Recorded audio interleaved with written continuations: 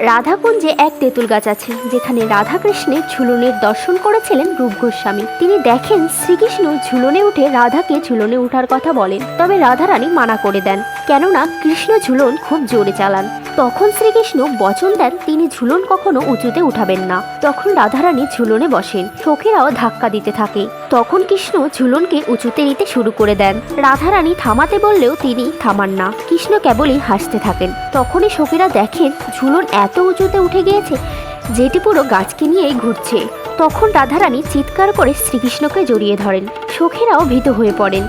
ঝুলন নিচে নামতে থাকে, তবে রাধারানী তখনও শ্রীকৃষ্ণকে জড়িয়ে ধরে থাকেন। এটা দেখে সখীরা খুব খুশি হন।